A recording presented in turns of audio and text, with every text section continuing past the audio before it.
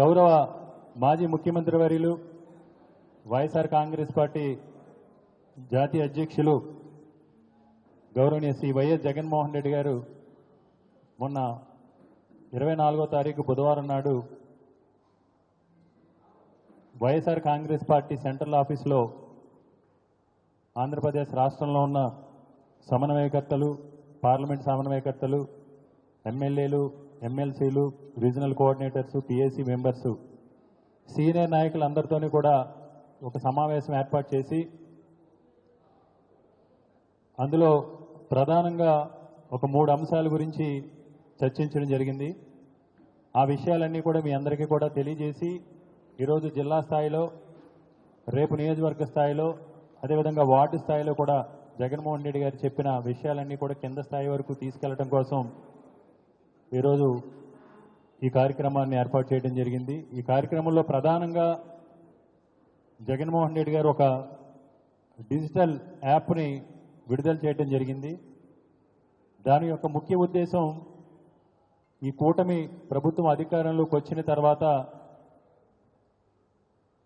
కక్షపూరితంగా, ఉద్దేశపూర్వకంగా వైఎస్ఆర్ కాంగ్రెస్ పార్టీకి సంబంధించిన నాయకుల్ని, కార్యకర్తల్ని కూడా ఇబ్బంది పెడుతూ తప్పుడు కేసులతో, పెట్టుడు కేసులతో ఇబ్బంది పెట్టడంతో పాటు వైఎస్ఆర్ కాంగ్రెస్ పార్టీకి సంబంధించిన కార్యకర్తల యొక్క, నాయకుల యొక్క వ్యాపారాలపైన దాడి చేయటం, వ్యక్తిగతంగా దాడి చేయటం, ఉద్దేశపూర్వకంగా ఇబ్బంది పెట్టడం, లేదంటే సోషల్ మీడియాలో ప్రశ్నిస్తే, సోషల్ మీడియాలో ప్రభుత్వం చేసే తప్పుల్ని ఎత్తి చూపి ప్రజల యొక్క హక్కుల గురించి, విధుల గురించి ప్రశ్నిస్తే కూడా ఇబ్బంది పెట్టే కార్యక్రమం చేపడుతున్న తరుణంలో పార్టీ నాయకులకి, కార్యకర్తలకి కూడా అండగా ఉండాలనే ఉద్దేశంతో ఒక డిజిటల్ యాప్ని పార్టీ సెంట్రల్ ఆఫీస్ నుంచి జగన్మోహన్ రెడ్డి గారు ఆ రోజు లాంచ్ చేయడం జరిగింది.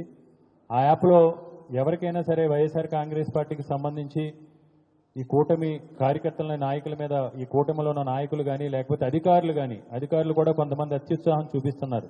వాళ్ళ విధులు, విధానాలు మర్చిపోయి, వాళ్ళు పబ్లిక్ సర్వెంట్స్ అనేది మర్చిపోయి ఒక పక్కగా ఏకపక్షంగా ఈరోజు కూటమిలో ఉన్న కొన్ని పార్టీలకి కొమ్ము కాస్తూ, అన్నిటికంటే కూడా ముఖ్యంగా ప్రజలు కట్టిన పన్నులతో జీతాలు తీసుకుంటున్నారనే స్పృహ కోల్పోయి ఈరోజు మానవత్వం లేకుండా కూడా కొంతమంది వ్యవహరిస్తూ ఉన్నారు. కొంతమంది మనం చూసాం, ముఖ్యంగా ఈ మధ్యకాలంలో విశాఖపట్నంలో షాపులు తొలగించే కార్యక్రమాల్లో కానీ, ఇలాంటి విషయాల్లో కానీ, కొన్ని ఎడ్యుకేషనల్ ఇన్స్టిట్యూషన్స్లో కానీ మానవత్వం లేకుండా కూడా ప్రవర్తిస్తున్నారు. అలాంటి వారి మీద ఫిర్యాదులు చేసి ఒక డేటాని పొందుపరచుకోవడం కోసం చేయడం జరిగింది.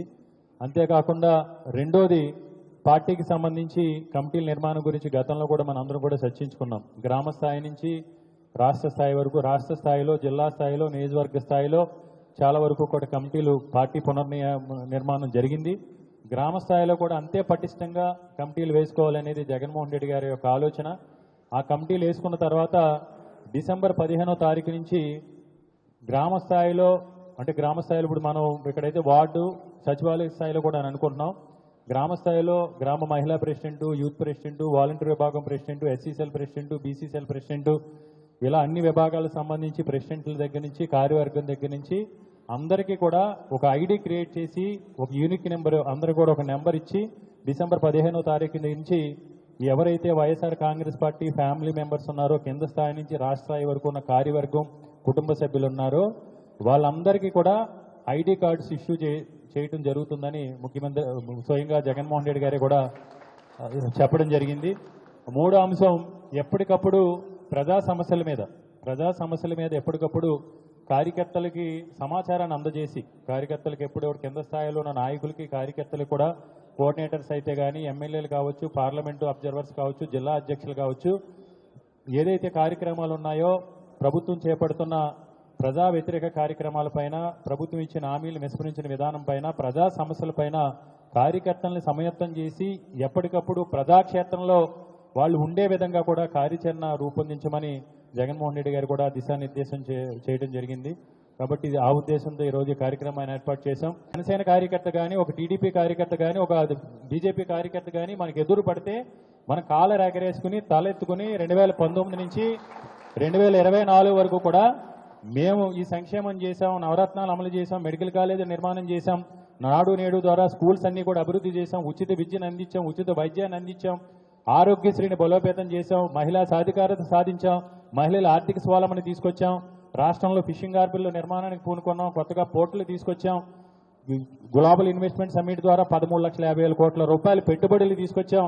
ఈ విధంగా మనం చెప్పుకోవడానికి అమలు చేసి చెప్పుకోవడానికి బోర్డంత ఘనత ఉంది. ఆ ధైర్యాన్ని మనకు ఆ ధైర్యాన్ని ఇచ్చింది జగన్మోహన్ రెడ్డి గారు. కానీ ఈ రోజు కూటమికి సంబంధించిన నాయకులు ఎదురు పడితే 15 నెలలు అయింది, మీ పవన్ కళ్యాణ్ ఏం చెప్పాడు, మీ చంద్రబాబు నాయుడు ఏం చెప్పారు, మీ పురంధేశ్వర గారు లేదా బీజేపీ నాయకులు చెప్పిన మాటలు దాంట్లో ఓ 50% అయినా మీరు అమలు చేయగలిగారా? కొన్ని 50% కాదు, ఒక్క కార్యక్రమం అన్నా 100% అమలు చేయగలరంటే ఒక తెలుగుదేశం కార్యకర్త కానీ, ఒక జనసేన కార్యకర్త కానీ, బీజేపీ కార్యకర్త కానీ మనకు ఎదురుగా నిలబడి తల ఎత్తుకుని సమాధానం చెప్పే పరిస్థితుల్లో లేరు. ఈ రోజు మనకు అవకాశం జగన్మోహన్ రెడ్డి గారు కల్పించారు. కాబట్టి మనం ఎవరికి కూడా భయపడాల్సిన అవసరం లేదు. ఈరోజు నిజాయితీగా ఎక్కడైనా సరే ప్రజాక్షేత్రంలో ఎప్పటికప్పుడు ఎవరు కనపడినా సరే రండి కూర్చుందాం, మాట్లాడదాం. ఎక్కడైనా సరే సచివాలయంలో అయినా కూర్చుందాం, లేకపోతే మీ వీధిలో అయినా కూర్చుందాం, రచ్చబండి దగ్గరైనా కూర్చుందాం. మీ ఘనత ఏంటో మా ఘనత ఏంటో మనం కూర్చుని మాట్లాడదాం అంటే వాళ్ళు తోక ముడిచి జనసేన కార్యకర్తలు కానీ, టీడీపీ కార్యకర్తలు కానీ, బీజేపీకి తోక ముడుచుకుని పారిపోయే పరిస్థితిలో వాళ్ళు ఉన్నారు. రెండో అంశం, ఈరోజు అధికారులు కూడా అధికారం వచ్చిన వెంటనే వాళ్ళు ప్రమోషన్ కోసమో లేకపోతే వాళ్ళు ట్రాన్స్ఫర్లు వాళ్ళకి కావాల్సిన ప్లేసుల్లో ట్రాన్స్ఫర్ల కోసమో ఇష్టం వచ్చినట్టు వ్యవహరించారు ఫస్ట్ 6 నెలల్లోని. ఇది ఈరోజు అధికారులు కూడా వాళ్ళు కూడా ఒక చలనం వచ్చింది. లేదు మనం తప్పు చేస్తున్నాం అనే భావన కొంతమందిలో, విర్రవీగితే నడ్డిరిగిపోద్దనే భావన కొంతమందిలో ఈరోజు కొంతమందిలో వచ్చింది. కాబట్టి ప్రతి ప్రజా సమస్య పైన మనం ఇక్కడి నుంచి పోరాడదాం, నిజాయితీగా పోరాడదాం. మన ఊరికనే తప్పుడు ఆరోపణలు కానీ లేకపోతే తప్పుడు ఆలోచనలు కానీ మనం చేయకుండా ఏదైతే ప్రభుత్వం ఇచ్చిన హామీలు ఉన్నాయో హామీలు అమలు విషయంలో కానీ, ముఖ్యంగా మన ఉత్తరాంధ్ర ప్రాంతానికి జరుగుతున్న అన్యాయం. ఎందుకంటే ఈ చెరువు అనేక రకాల ఇష్యూస్ ఉన్నాయి. ఇప్పుడు అమరావతి, ఎందుకంటే ఇవన్నీ కూడా మనం మా స్థాయిలో మేము తీసుకెళ్తాం, కింద లెవెల్ ఇవన్నీ కూడా చర్చ జరగాలి. అమరావతిలోనేమో 2 కోట్లకి 3 కోట్లకి 4 కోట్లకి భూములు కొంటున్నారు. మరి ఏ రకంగా కొంటున్నారో తెలియదు. అక్కడ రోడ్ లేదు, కరెంట్ లేదు, కనీసం ఒక రెగ్యులర్గా వెళ్ళి రోడ్లో వెళ్దామనంటే గుంతలు లేకుండా ఒక రోడ్డు కూడా లేదు. నీరు తోటకానికి 100 కోట్లు ఖర్చు పెట్టే మునిగిపోయి అమరావతిలోనేమో 2 కోట్లకి 3 కోట్లకి 4 కోట్లకి లీజీ తీసుకుంటున్నారండి. అన్నీ డెవలప్ అయ్యి మంచి sea connectivity, air connectivity, rail connectivity, గ్లోబల్గా ప్రపంచ దేశాలకు అన్ని రకాల ట్రాన్స్పోర్ట్ సిస్టమ్ అనువుగా ఉండి నేషనల్ హైవే కలకత్తా నుంచి చెన్నై వరకు కానీ, ఇప్పుడు కొత్తగా రాయ్పూర్ వరకు కానీ అన్ని రకాల ఇన్ఫ్రాస్ట్రక్చర్ ఫెసిలిటీస్ ఉన్న విశాఖపట్నంలో మటుకు 99 పైసలకు ₹10 ఇస్తున్నారు భూములు. అంటే దీన్ని బట్టి మనకు అర్థమవుతుంది ఉత్తరాంధ్ర ప్రాంతానికి ఏ విధంగా ఈ ప్రాంతం మీద వివక్ష చూపిస్తున్నారో, ఏ విధంగా ఈ ప్రాంతంలో ఉన్న భూముల దగ్గర నుంచి చిరు వ్యాపారుల వరకు. విజయవాడ ఉంది, తిరుపతి ఉంది, రాజమండ్రి ఉంది, లేదా మిగతా నగరాలు ఉన్నాయి, గుంటూరు ఉంది, అక్కడెక్కడ ఎందుకు తీయలేదు? యాకర్స్ అనేది సిస్టము భారతదేశంలో ఇది ఒక కల్చర్, ఈ రోజు కాదు. మనం ఎప్పటి నుంచో పూర్వం కథలు చదువుకున్నా సరే రోడ్డు మీద కూరగాయలు లేదా రోడ్డు మీద వస్తువులు, రాజ్యాలు బాగున్నాడు రోడ్డు మీద వైడూర్యాలు కూడా అమ్మేవారని అంటారు. ఈ కల్చర్ ఎప్పుడూ ఉంది మనకి. కానీ ఒక విశాఖపట్నంలోనే కక్షపూరితంగా విలువైన వేలాది కోట్ల రూపాయల భూములేమో పప్పు బెల్లాలా పనిచేస్తారు. చిరు వ్యాపారాలు సామాన్య ప్రజలకి, పేద ప్రజలకి అందుబాటులో ఉండే వ్యాపారాలనేమో అడ్డగోలుగా కొన్ని తీసేయచ్చు, నోటీస్ ఇచ్చి నువ్వు అక్రమంగా పెట్టావు, ఇది అడ్డు ఉంది, లేకపోతే ఈ అపార్ట్మెంట్ కంప్లైంట్ చేసాడు, ఈ రోడ్లో ఎవడో పెద్ద బిల్డింగ్ వస్తుంది, అక్కడ కార్ పార్కింగ్ ఇబ్బందిగా ఉంది, వాళ్ళు ట్యాక్స్ కడుతున్నారు, నువ్వు తీసే నీ బడ్డీ అనో 2 రోజులు 3 రోజులు 4 రోజులు టైం ఏమొచ్చి నోటీస్, అది కూడా లేదు. ఏదో కక్షపూర్తిగా ప్రొక్లైన్ తీసుకురావటం, ప్రొక్లైన్ పెట్టి నోటుకు వచ్చినట్టు ప్రొక్లైన్కి అందకపోతే సమ్మిట్లు తీసుకుని బద్దలు కొట్టేస్తున్నారు. అంటే మనల్ని రెచ్చగొడుతున్నారో తెలియదు, లేకపోతే మీరు ఏం చేత కాదు, ఈ ప్రాంతంలో మేము ఏం చేసినా మాకు అధికారం ఉంది, 164 సీట్లు వచ్చినాయి, ఇది మా రాజ్యం, మేము ఇష్టం వచ్చినట్టు ప్రవర్తించినా మేము ఏం చేసినా పర్వాలేదని మనల్ని రెచ్చగొట్టే విధంలో చూపిస్తున్నారో తెలియదు, అహంకారంతో వ్యవహరిస్తున్నారో తెలియదు, కనీసం ఆలోచన ఏ విధంగా ఆలోచిస్తున్నారో కూడా తెలియదు. ఇలాంటి విషయాలన్నీ కూడా క్షేత్రస్థాయిలో తీసుకెళ్లాలి.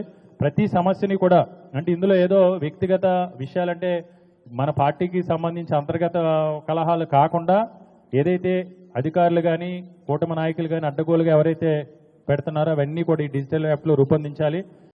మన రాష్ట్ర వైఎస్ఆర్సీపీ పార్టీ అధ్యక్షులు చాలా స్ట్రైట్ ఫార్వర్డ్గా ఈ గవర్నమెంట్కి అటాక్ చేశారన్నమాట. అతని వాయిస్లో ఒక కమాండింగ్ ఉందన్నమాట, ఖబర్దార్ ఎవరైనా మా కార్యకర్తని కానీ మీరు ముట్టుకుంటే మాత్రం మీ తాట తీస్తామని చెప్పేసి ఆ కమాండింగ్ వాయిస్ వెళ్ళిపోయిందన్నమాట. అంత గ్రేట్ కమాండింగ్ వాయిస్ ఇచ్చిన మహానాయకుడు అన్నమాట శ్రీ జగన్మోహన్ రెడ్డి గారు. ఎందుకంటే కల్లారా చూస్తా ఉన్నారు, జరుగుతున్న అన్యాయాన్ని కల్లారా చూస్తా ఉన్నారన్నమాట. సప్త సముద్రాలు దాటి వెళ్ళినా కానీ వాళ్ళు మిమ్మల్ని తీసుకుని వస్తాం. ఈరోజు ఆంధ్రజ్యోతి కూడా అదే రాస్తారన్నమాట. మొన్న ఆంధ్రజ్యోతి రాసిన ఆర్టికల్ ఏంటంటే ఫ్రంట్ పేజ్లో వాళ్ళు నాయకులు భయపడుతున్న తీరుని జగన్మోహన్ రెడ్డి గారు నీ ఫేస్ చేయలేకపోతా ఉన్నారు. ప్రతిపక్షంలో ఉన్నా సరే జగన్మోహన్ రెడ్డి గారు సముద్రాలు దాటినా సరే తీసుకుని వస్తా ఉంటాడు, అంత వణుకు వస్తుంది ఇప్పుడుండే గవర్నమెంట్లో అని చెప్పేసి రాసుకొచ్చారన్నమాట. So that is the voice of the Jaganmohan Reddy garu అన్నమాట. ఇది ఇప్పుడు మన కేకే రాజు గారు చెప్పిందన్నమాట. ఈ కార్డు మీ అందరి మెడలో వస్తుందన్నమాట. అందుకే దయచేసి పార్టీ పదవుల్ని మీరు అందరూ కూడా తీసుకోవాలి, స్వీకరించాలి. ఒక ఎస్సీసీఎల్ ఉంది, వార్డికాన్స్ అంటే ఎస్సీసీఎల్ అధ్యక్షులు, అతని కింద ఒక 5 ఉండాలి. ఒక మహిళ ఉందంటే మహిళా అధ్యక్షులు ఇంకో 4. ఇలాగా అన్ని పదవుల్ని కూడా మీరు తీసుకుంటే ఇప్పుడు చూడండి ఎంత చక్కగా జరుగుతూ ఉందో. నిన్న కార్యక్రమం ఎవరు యువజన వారు చేశారు. ఎవరు బాధ్యతలు చెప్తున్నారన్నమాట. వికెట్ డౌన్ కావాలని చెప్పేసి అసెంబ్లీలోని పంపించండి ఒక్కసారైనా అని చెప్పేసి అన్నావు కదా. పంపిస్తే ఏం చేసావు? Out, wicket down. మరి బాలకృష్ణ గారు అయితే తాగేసి ఊగిపోతావు అన్నాడు. నిన్న చూసాం ఎలా ఊగిపోతావు అన్నాడు. అంటే అసెంబ్లీ అంటే ఒక దేవాలయం. బాబాసాహెబ్ అంబేద్కర్ ఆ దేవాలయాన్ని, ఆ ఇండియన్ కాన్స్టిట్యూషన్ని ఇచ్చి దాని నామ్స్ అండ్ రెగ్యులేషన్స్ ప్రకారంగా ప్రతి ఒక్కరూ వెళ్లాలని చెప్పి ఎంతో మహానుభావులు ఆ అసెంబ్లీలోని డాక్టర్ వైఎస్ రాజశేఖర రెడ్డి గారు, స్వర్గీయ ఎన్టీ రామారావు గారు, అలాగే గత ముఖ్యమంత్రులందరూ కూడా ఎన్నో సేవలు అందించారన్నమాట. ఏంటంటే తాగేసి చూపుకోవడం ఏంటంటే ఏం మాట్లాడుతున్నాడో తెలియట్లేదు. గ్యాస్ వస్తుంది అంతేనే. సో ఈ రకంగా నేను అందుకే చెప్తాను ఏంటంటే ఫెయిల్యూర్ స్టార్టెడ్, ఫెయిల్యూర్ కూటమి ప్రభుత్వం స్టార్టెడ్. విరవీక్కండి అధికారులు కానీ ఇప్పుడుండే ఎవరైతే కూటమిలో నాయకులందరూ కూడా విరవీగకండి. నెక్స్ట్ కమింగ్ గవర్నమెంట్లో మళ్ళీ మాతో మీరు పనులు చేయించుకోవాలి. మీ ఏజ్ కూడా ఈరోజు నేను చెప్తున్నాను, జాయింట్ కలెక్టర్స్ కానీ లేదంటే కమిషనర్ కానీ మా ప్రభుత్వం వచ్చేటప్పటికి మీరు కలెక్టర్లు అయ్యే వయసు వస్తుందన్నమాట. జస్ట్ యువర్ 2018 ఇప్పుడుండే కమిషనర్ విరవీగిపోతా ఉన్నాడు. ఊరికి అన్ని ఆపరేషన్ లంగ్స్ అని చెప్పేసి తీసేస్తా ఉన్నాడు అన్నమాట. నువ్వు మా గవర్నమెంట్ వచ్చేటప్పటికి నువ్వు కలెక్టర్ అవ్వాలని ఉందా లేదా? వెళ్ళిపోతాం, అడ్డుపడిపోతాం అంతేనే జగన్మోహన్ రెడ్డి గారికి. ఈయన ఆపండి అంతేనే, ఈయన ఆపండి. మా మాట వినరా జగన్మోహన్ రెడ్డి గారు? వినరా?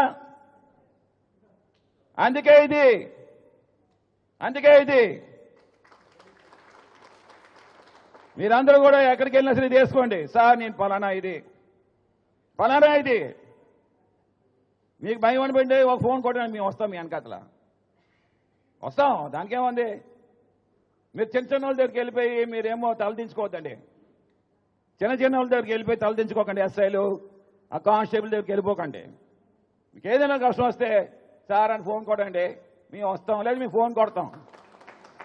అక్కడ ఓ మహిళతో ఏదో అయ్యింది, అక్కడ ఎస్పీతో మాట్లాడతాం, మహిళా పోలీస్ స్టేషన్కి.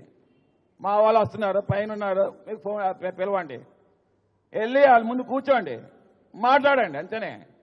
అక్రాస్ ద టేబుల్ మాట్లాడండి. ఈ బచ్చేగాళ్ళు జోకర్ గాళ్ళతో కలవకండి మీరందరూ కూడా. మన పార్టీ యొక్క పరువును తీకండి మీరు, మన పార్టీ పరువును తీకండి. మన గవర్నమెంట్లో వస్తున్నాం, ఇంకేం కావాలి? ఇంకనా జగన్మోహన్ గారు అదే చెప్పారన్నమాట.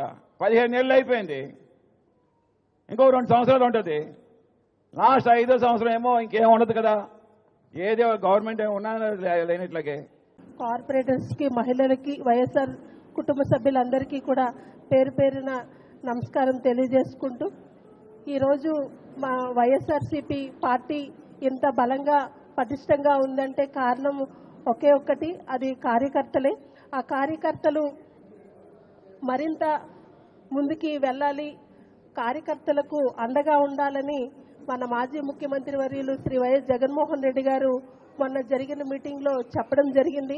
వాళ్ళకి ఎటువంటి కష్టం వచ్చినా సరే డిజిటల్ బుక్లో వాళ్ళు నా పేర్లు నమోదు చేసుకుని వాళ్ళకి జరిగిన అన్యాయాన్ని డిజిటల్ బుక్ ద్వారా రానున్న రోజుల్లో మళ్ళా మన వైఎస్ఆర్ పార్టీ రూలింగ్లోకి వచ్చిన తర్వాత కార్యకర్తలకి, మన పార్టీ నాయకులకి ఏ విధంగా అన్యాయం జరిగిందో వాళ్ళందరికీ కూడా తగిన గుణపాఠం చెప్పాలన్నదే దీని యొక్క ముఖ్య ఉద్దేశము. తప్పకుండా కార్యకర్తలందరూ